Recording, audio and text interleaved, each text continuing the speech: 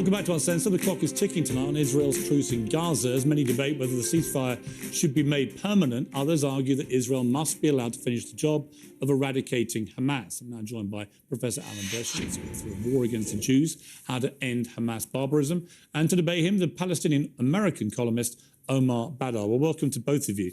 Alan Dershowitz, let me start with you. Obviously, your book, very timely. I've spoken a lot in the last couple of months of the moral quandary I feel about what is going on in Gaza. I have no moral quandary about what happened on October the 7th. It was an appalling terror attack. I have no quandary about Israel's right and duty to defend itself. The quandary I have is whether what is going on in Gaza is a proportionate response given the massive civilian death toll and given that so many of them are children. Do you understand that moral quandary, and what is your response to it? I fully understand it, and I blame it 100% on Hamas, which uses children as human shields. It has a strategy. Its supporters call it the CNN strategy. I'm more direct. I call it the dead baby strategy. What Hamas does is they kill as many Israeli Jews as possible, knowing that Israel is going to have to respond by going after their commanders, their tunnels, and their rockets. And so they hide their commanders, their tunnels, and their rockets among babies and children and civilians. And then when Israel responds and tries to conduct a military operation to prevent recurrence of these barbarisms, they bring the dead babies in front of CNN and the New York Times, and the world, of course, sheds tears, as we all shed tears whenever we see a dead baby, and the world turns against Israel. And then Hamas does it again and again and again. It's been doing it for 20 years with great success because the media plays into it. So there is a great moral quandary. But, you know, if I were to rob a bank and hold you,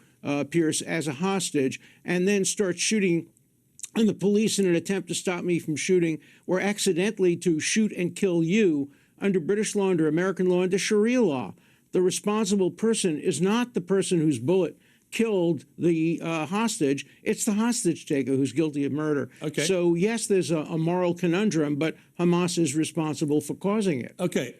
Omar Badar, I mean, there's no doubt that the scale of what Hamas did on October the 7th was so overwhelming and horrendous that Israel was always going to respond like this. Hamas knew that. And I guess my question off the top to you is, how did that serve the Palestinian people?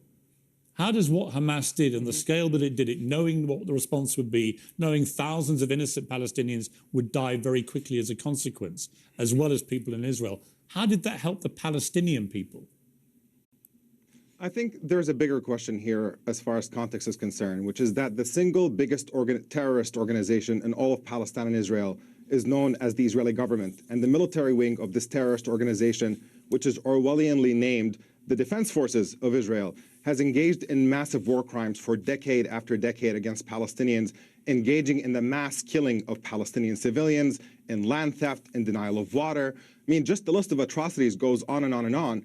And if we want to just go by a timeline, a question might be, why did the terrorist government of Israel think it can impose decade after decade of occupation and siege on Palestinians and deny them any prospect for a better future and not think that there's going to be a reaction of sorts? So we have this a little bit backwards. We have this arbitrary starting point of an attack by Hamas, which, had it been confined to military targets, could have been construed as an act of legitimate resistance, but because it also included attacks, horrendous attacks on Israeli civilians, obviously these kinds of acts are indefensible.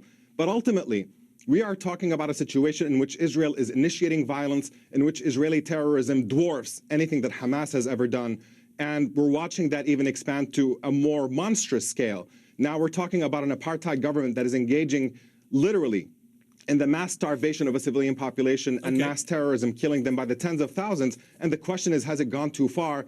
I shudder to live in a world where that's even a question. Of course, these kinds of atrocities have to come to an end. Let me go back to Alan. I mean, this is the problem, Alan, that I think Israel has in terms of global opinion here, especially from America, which obviously will play a key role. If, as the report suggests, once this temporary pause is over, they start barreling through the south of Gaza, it does beg the question, well, what is going to happen at the end of this? Is the military plan to simply level the whole of Gaza to the ground with perhaps 50 to 100,000 or more civilians killed in the process? And is there any guarantee of two things? One, that you actually get rid of Hamas by doing that? Because at the moment they can't say, I've already interviewed Israeli government spokesmen, they can't tell you how many Hamas terrorists they've actually killed. They don't know, right? And it may be they've all disappeared. But is that part of the military plan? And if it is, what's the plan after this?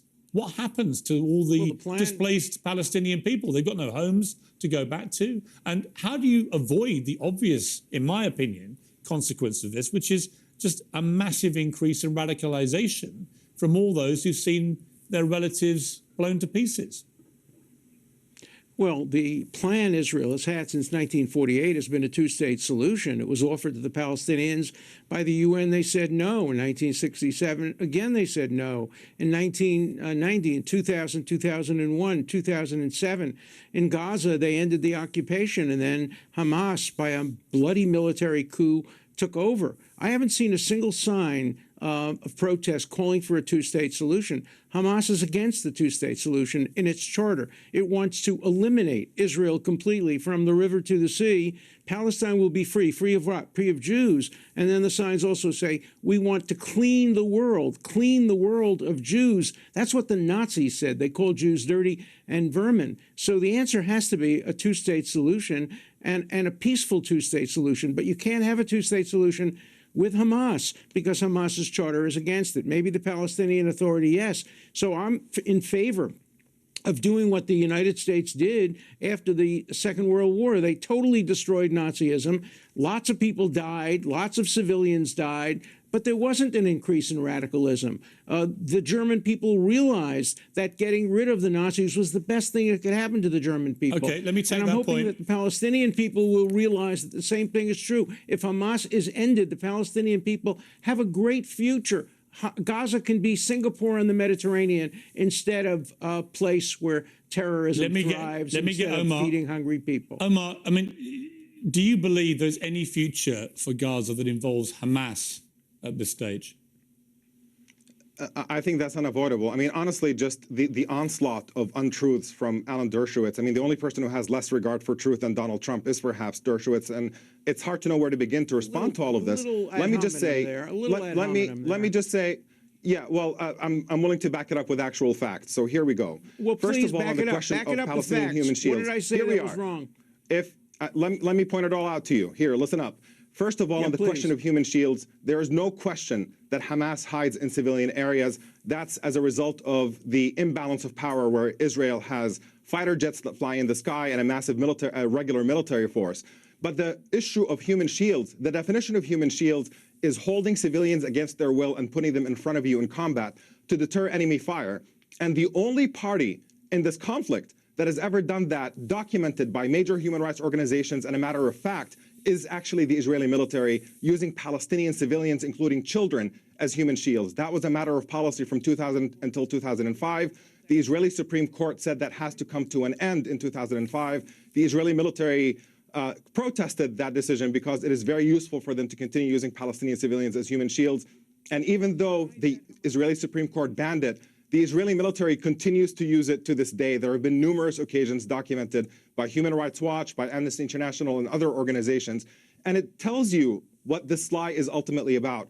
Because if it is true that Palestinian militants do not care about the lives of Palestinian children, then what is the point of the Israeli military using Palestinian children as human shields when they are in these confrontations? So that is simply a lie. They don't use them. That's a lie. They just don't use them. You're gaslighting to blame Palestinians for their own deaths. Let me get a final quick response, please, Alan. Quick response, Alan. If the Palestinian terrorists put down their arms, there would be peace. If Israel put down its arms, there would be genocide of the kind that occurred on October 7th. Israel cannot put down its arms, because we know what Hamas did on the 7th, they would have done to every Israeli if they had the ability to do that. Okay. And that's why Israel must rid itself of Hamas. And that will benefit the world, and that will benefit the Palestinians, and that will lead to a two-state solution, which is not what my distinguished opponents want. The two-state solution argument is nonsense. Throughout the entire so-called peace process, when Israel was pretending to be engaged in a peace process, support for Palestinian violence simply disappeared. And in spite of that, Israeli land theft continued unabated building more and more settlements Disappear. throughout That the was the entirety of the Intifada. West Bank. Gentlemen, So this we've run out of time. I'm sorry. No, The that is leading up to the Intifada occurred Intifada. right after the offer of Gentlemen, a two-state yes. solution. Gentlemen, What you're I have saying to is leave a it there. Israel has no total interest lie. in allowing Omar, Palestinians to Alan, be I'm free or sorry. establish a state. We've run out of time. I appreciate you both joining me. It's an important debate. We'll keep having it. Thank you. Please, both of you, come back again. I appreciate it.